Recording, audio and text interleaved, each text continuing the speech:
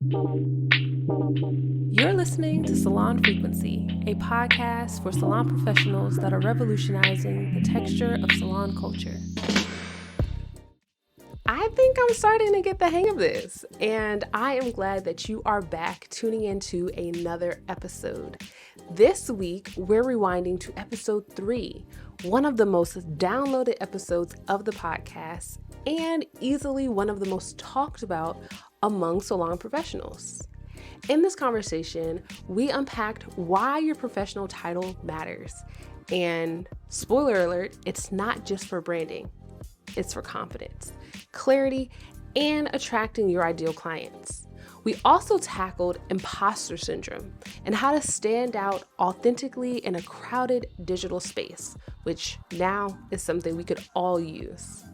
And as we look forward to the upcoming season that has a focus on legacy and imagination, I invite you to let this episode be a reminder that your title isn't just what you do, it's who you're becoming and the impact you're leaving behind through your hands. Now, let's tune in.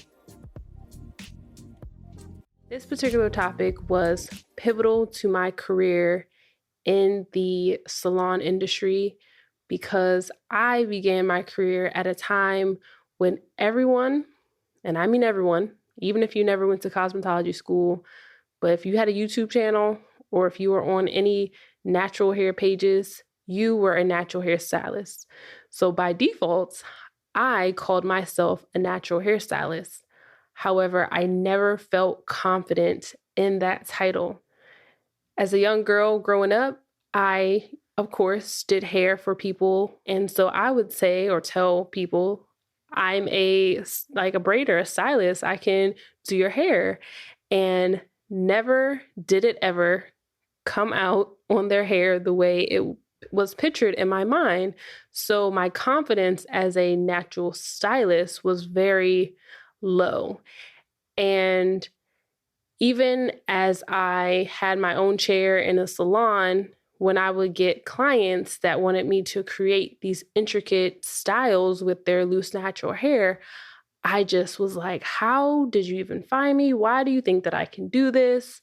I'm not a natural hairstylist. And yet on my business card, on my blog, if I introduced myself, I probably told you I was a natural hairstylist.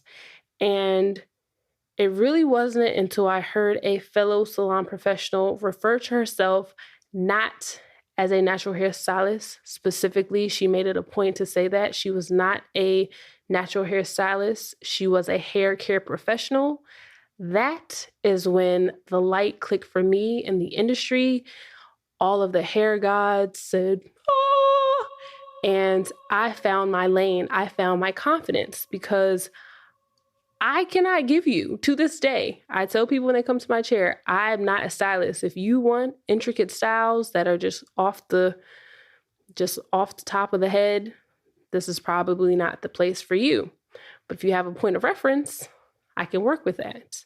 But what I can guarantee is you'll have healthy hair because hair care is really huge for me. So finding my lane in the industry gave me the confidence I needed to pursue my purpose. And so when friends and family, they came up and they're just like, oh, so what do you do? I didn't have to say, I do hair. I could say, oh, I'm a hair professional and I am thinking about owning my own salon. And I can say that with confidence. So identifying your title definitely will help you with your confidence. And that confidence will help you with your clients. And now speaking of clients, it's also important that you are very specific about your title because in this day and age, all of the clients or all the potential clients have cell phones and they have the internet. And why that matters is because they are finding you more often than not on some type of social media or through some type of online resource. And so let's think about the last time you searched for something to eat online with your phone. Did you just search food in the area or did you search for the best seafood, the best vegan spot, or Black-owned restaurant. There was something specific that you were trying to eat that you searched for online to get you to where you wanted to go. And clients are doing the exact same thing. They want the best of the best in fill in the blank, whatever it is that you do. So let's consider if somebody new moves to the area that you are in and they were trying to find you, or they were trying to find your business. Are they just going to search, hair in DC? And if they did, you may come up if you're, have your marketing on point, but will they be able to find you in the sea of other salon professionals that are also hair in DC? And let's say you do have some marketing and you have a hashtag. And so they search a hashtag and they find you in 757 hairstylists, but you only offer curly cuts and wash and goes, but with no styling. Would it matter? Because that person that found you under 757 hairstylists, you don't offer styles. So that person is not your ideal client. Do you see where I'm going with this? It really matters how specific you are in your title. You have to be specific. So are you a braider, a texture expert, a hairstylist? Are you the extension queen? Are you a lock specialist?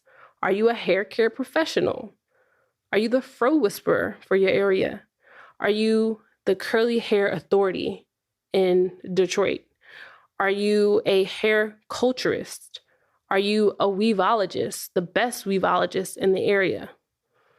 Do you even know the difference between each one of these titles? It's so important to get specific so that you can identify what lane you want to be in this huge salon industry. Because while you're busy trying to swerve through all the lanes and offer all the services, there are salon professionals that have half your talent making double the revenue because they are specific and they're staying in their lane.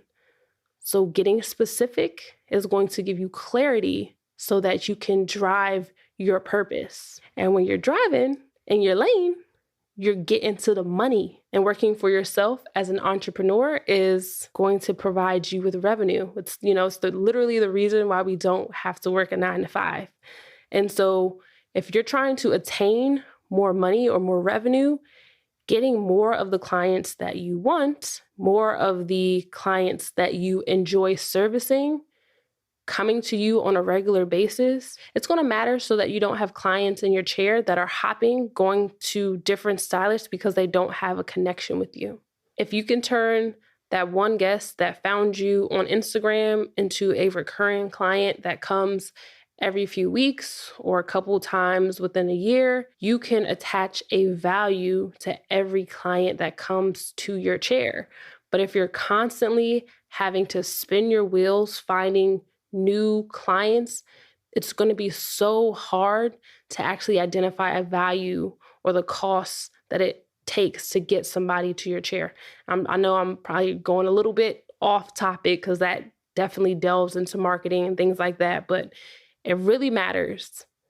If you want to have consistent money, revenue, having a specific title that people or that clients can connect you with. So imagine this. You walk to somebody on the street and you say, "Hi, my name is Jocelyn. I'm a hair care professional that specializes in holistic lock hair. I love your hair and I would love to see you in my chair if you're looking for a professional to pamper you with healing hair care services." Now, if somebody walked up to you and said that to you, would you go sit in their chair? Maybe I'm biased, but nonetheless, a few things would stand out to you. 1, I'm confident. 2, I have clarity. I know I'm a hair care professional. I know I only offer holistic services for locks, and you got that as well.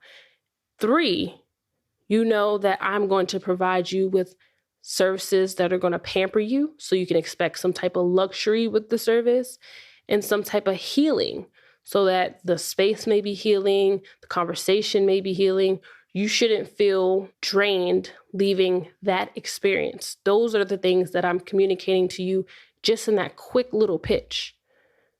On the flip side, imagine if I walked up to you or you walk up to somebody on the street and you say, "Hi, my name is Jocelyn.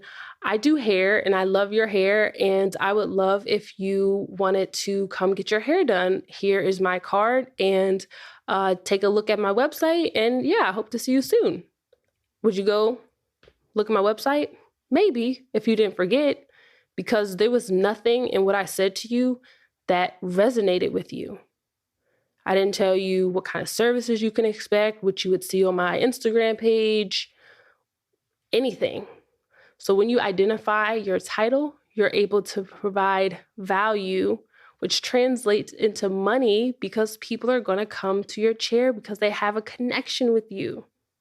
So I challenge you to take some time out and identify who you are, where you want to nestle yourself in this industry. Make that the foundation. Build your Instagram around that, build your marketing around that, build your website, your services around that, and speak to that purpose. So I hope this episode made you think a little deeper about who you are, what's in your title, what people know you as, and understanding that when you are clear about your title, you have confidence, which will help you to generate revenue. And if you enjoyed this episode, please consider leaving a 5-star rating and review on whatever podcast service you are listening to this episode on, and visit salonfrequency.com so that you can connect with the vibe, an email newsletter that keeps the conversation going.